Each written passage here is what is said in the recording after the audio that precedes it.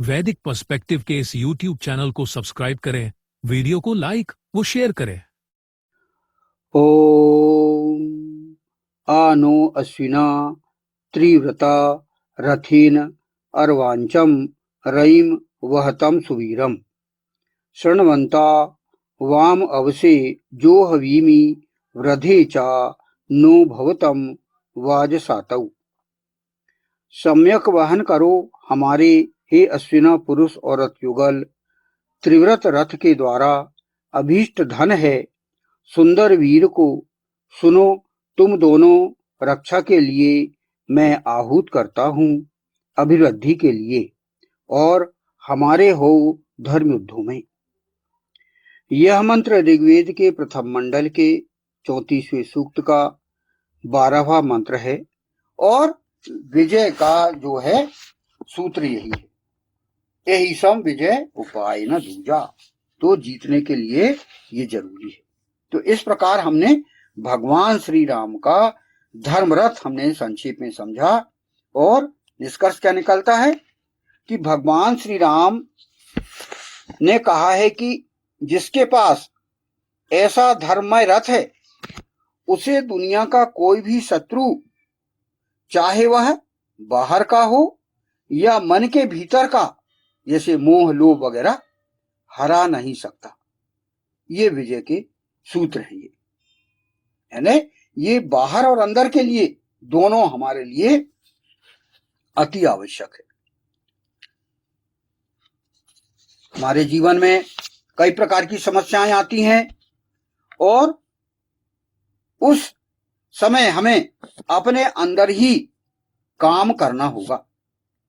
हमारे अंदर ही हम काम करें और भगवान श्री राम ने जो धर्मरथ का वर्णन किया है उसको हम समझने का प्रयास करें और अपने अंदर काम करें और मजबूत हों। यही है। तो भगवान श्री राम एक सुवीर थे, एक सुंदर वीर थे, महावीर थे। यहां पर इसकी हमने व्याख्या किए। फिर दूसरे वीर कौन है? महाभारत के अर्जुन। कैसे थे वो? उनमें एकाग्रता और कर्तव्य निष्ठा थी। गुण क्या था उनका? अद्भुत एकाग्रता थी और गुरु की आज्ञा का पालन हमेशा करते थे वो, और धर्म के लिए उन्होंने युद्ध किया।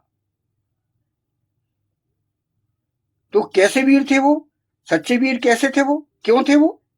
क्योंकि उन्होंने भ्रम और मोह को छोड़कर धर्म के लिए कर्तव्य निभाया। एकाग्रता का उदाहरण हमको वहीं से मिलता है कि उनके गुरु ने कहा था,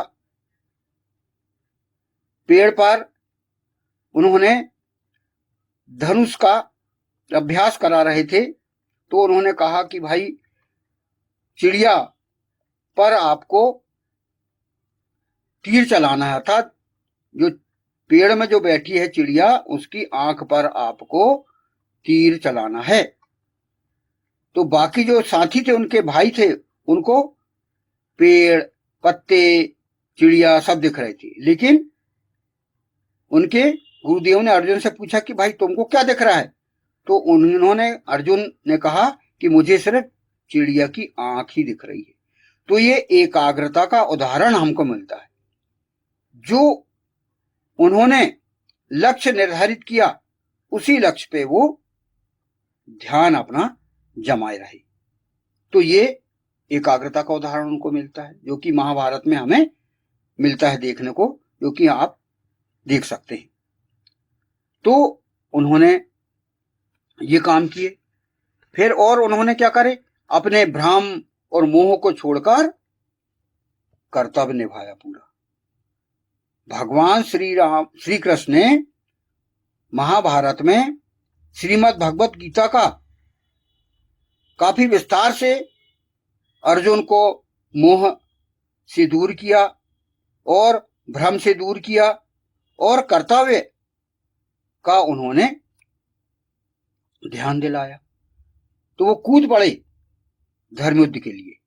तो ये सबसे बड़ा जो है उदाहरण हमको महाभारत काल में द्वापर युग में मिलता है। ये सच्चे वीर थे अर्जुन, इनको सुवीर कहा जा सकता है।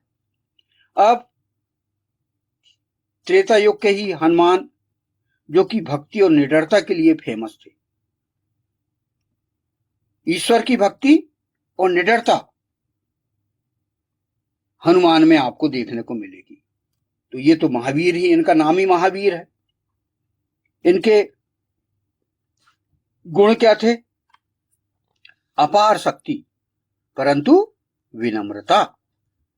शक्तिशाली थी वो बहुत, लेकिन उनमें विनम्रता थी। फिर निडरता थी उनमें, यानी सच्चा वीर निडर होता है। उन्होंने समुद्र को लांघ डाला और लंका में प्रवेश कर गए वो। ये उनकी निडरता का प्रमाण हमको मिलता है। फिर सच्चा वीर पूर्ण समर्पित होता है। पूर्ण समर्पण का उन्होंने उदाहरण दिया, इसलिए तो सच्चे वीर कहलाते थे। उन्होंने अहंकार नहीं, सेवा और भक्ति को चुना। ये हनुमान जो कि महावीर कहलाते हैं, उनकी विशेषता हमें ज्ञात होती है। तो ऐसे होते हैं महावीर, ऐसे होते हैं सच्चे वीर। फिर आप द्वापर युग में आ जाइए। अभिमन्यु क्या थे? वो साहस के वीर थे। उनमें विशेषता क्या थी? कम आयु में अद्भुत साहस। अकेले चक्रव्यूह में प्रवेश कर गए वो, और कर्तव्य के लिए उन्होंने बलिदान दे दिया। देखिए आप उनका उदाहरण कि वीरता और साहस का परिचय उन्होंने दिया। कैसे थे वीर? उन्होंने भय को त्याग कर धर्म के लिए युद्ध किया। नहीं डरे वो। आसपास उनके कितने वीर उन पर आक्रमण करते रहे। चक्रव्यूह में वो भेद के घुस गए और उन जो उनके दुश्मनों के जो षड्यंत्र जिन्होंने किया था, उनका उन्होंने सामना किया। तो ऐसे साहस के वीर अभिमन्यु, ये भी सुंदर वीर महावीर कहलाते हैं। तो इस प्रकार हम और भी ऐसे अच्छे सुंदर वीरों की लिस्ट हम और ज्ञात कर सकते हैं। सतयुग में, त्रेता युग में, द्वापर युग में ये कई हमको वीर ऐसे मिल सकते हैं। वर्तमान समय में भी हमको ऐसे वीर देखने को मिलेंगे जिनके नाम हम ज्ञात कर सकते हैं। महाराणा प्रताप, शिवाजी, राणा सांगा, सम्राट अशोक। फिर नारियों में रानी लक्ष्मीबाई, रानी दुर्गावती। ये आप जो है इनका अपन वीरता की गाथा इनकी हम ज्ञात कर सकते हैं। सरदार भगत सिंह, चंद्रशेखर आजाद, वीर सावरकर आदि, जिन्होंने स्वतंत्रता के लिए अपनी वीरता का परिचय दिया, और ये भी सुंदर वीर कहलाते हैं, ये भी सुवीर कहलाएंगे। तो हम अंत में क्या समझें कि सभी में एक सच्ची वीरता पाई जाती है, जिन्होंने, जैसे कि श्री राम जी ने अपने मन और इंद्रियों को जीत लिया, भगवान श्री राम ने। फिर अर्जुन ने क्या किया?